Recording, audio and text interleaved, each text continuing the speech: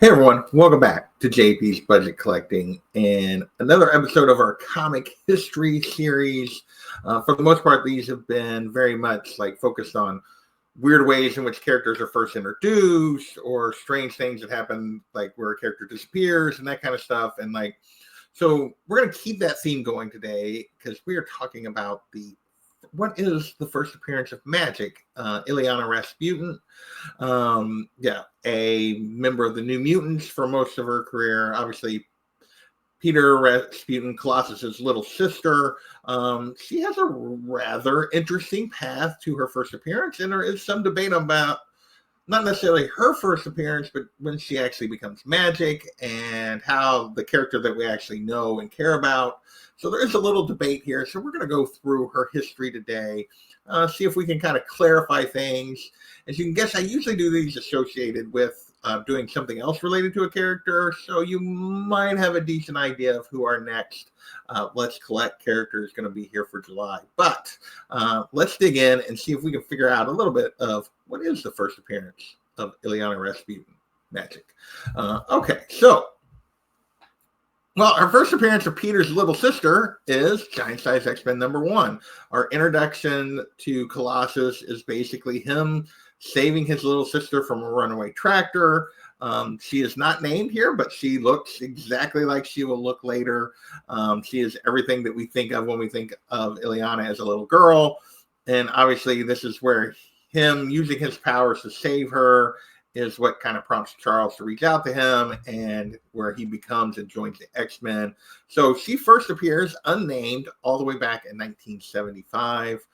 This would be a pretty good argument. You could argue for a cameo because she's not named in this particular thing. That's usually kind of one of my things. It's usually, do we see them? Do we get their name? And do they appear? Do we get their name? And I forget what the other one is. But anyway, there's like the three things that I normally use, and I'm like, one of them. But from a cameo standpoint, she's here. She's in multiple pages, but she's not. We don't get a name here or whatever. Next, she doesn't appear again until 1981. So we're 6 years later. X-Men, Uncanny X-Men 145.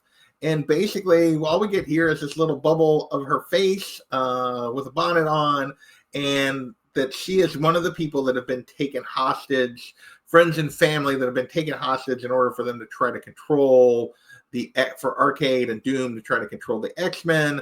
So that is the next time we see her, but we do get her name. We do get Illyana's name here for the very first time. But again, this one single panel little head bubble is the only thing we see of her. She appears again in 146. We can see her there in the background. Is the short one, the short little blonde girl that's in the weird packages that is being held hostage. She's in the one panel. We didn't see her later through the book running from Polaris, but it turns out that's not actually her. That's just a robot that's made to look like her, one of Arcade's toys. But yeah, we do see her here earlier as they're trying to rescue them from the folks that have taken them hostage. That sets up from there, though. We start to see her fairly often, but mostly in these little hanging out cameos. We see her here in 148 at the mansion, hanging out, cheering on her brother, but still obviously very much a little girl. She appears in 148. She also appears in similar kind of cameos, 1 to 2 page cameos in 153, 154, 158. So we got a lot of appearances here where we're seeing her face. We know her name. But she's not really doing anything. She's just kind of hanging out at the mansion and kind of just someone for, in the one book in 153, Kitty's reading her bedtime story and so on and so forth. So there's nothing really going on with the character at this point. 160 is kind of what a lot of people will consider like the first appearance of Magik. And this is where her story starts to happen. She gets, basically, we see at the beginning of this, we see the opening page. She is the focus of the attention of a demon from Limbo called Belasco. We see him lure her away early in the book. We see her in Limbo as he's trying to recruit her he's captured Kitty, who's went in after her. He's trying to like manipulate her into basically staying in for what purposes we don't know at this point.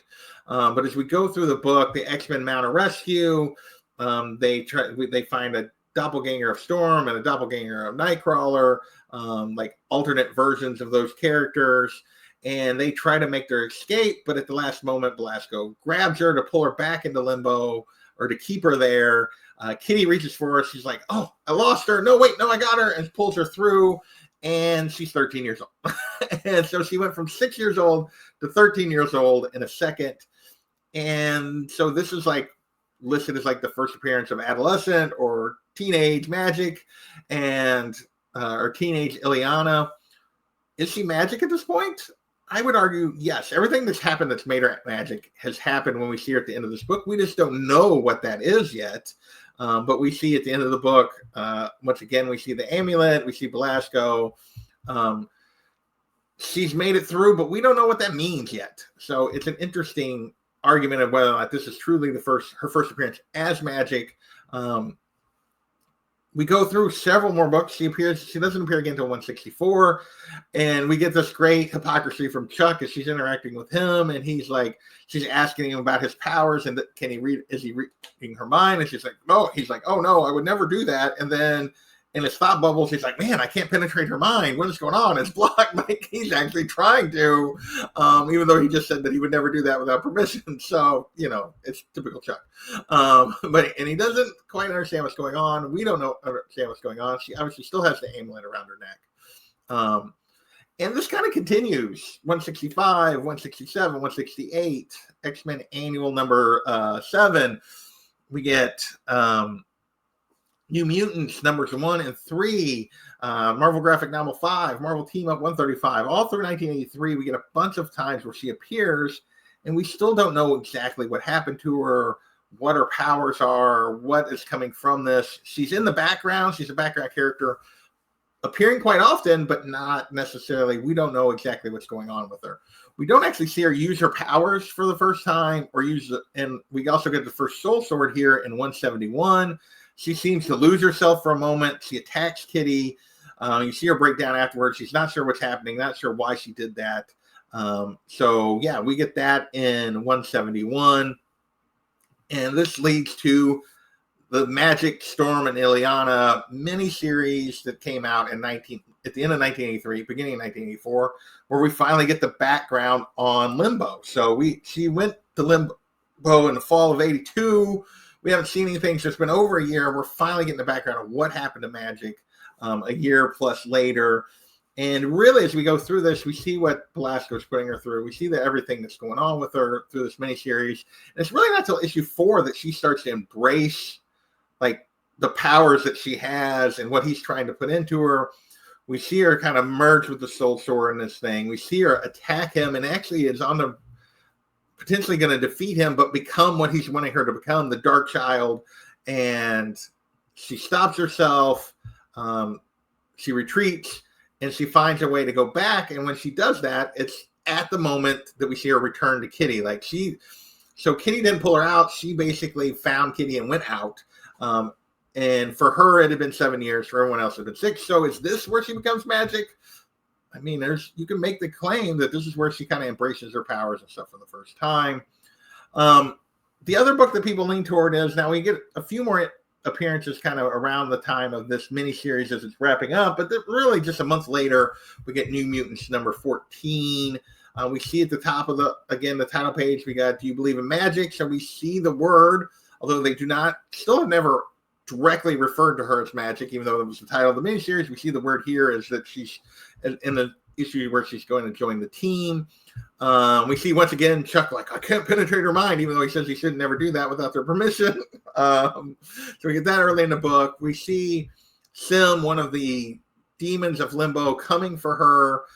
She thinks early on he's trying to hurt her, but it turns out that he's really she's his master now, and so she has to figure out her powers, control him, send him back, and basically through this, she still hides her abilities from everyone as she goes through this. But we see her full abilities, her ability to go back and forth to Limbo, her ability to use the Soul Sword, and we also see at the end of this book her officially joining the team. So this is obviously a big book. Now she appears in every issue of New Mutants and a couple of more issues of X-Men between now and issue 21. But this is the first time we directly see the name Magik associated with her in 21. And it's really just in a page at the back of a character page at the back of the book that they did during this period of New Mutants, where they do character pages at the back, give you some details on some of the characters. So those are the books. So what does that mean? Where does it leave us? I would say the first appearance of Illyana is still Giant Size X-Men #1 for me. Like, obviously that's a huge book. If you want to like go from there, you could look at like 45, but I think the next big book is 160. And then obviously the Magik miniseries, and then New Mutants 14, where she joins the New Mutants. For me, those would be the keys. If you wanted to also claim 45, 46, as she's starting to appear again, I would say 45 is also an opportunity. But yeah, I would say the first Magik, I would lean toward 160. That's where it happened. We don't see what happened, but that's where it happened. But it's a debate for a reason. It's a confusing thing for a reason. But this hopefully like clarified a little bit about what's going on with Magik, how kind of her journey to going from just Peter's little sister and Giant Size X-Men to being a character in her own right that people enjoy and love all these years later.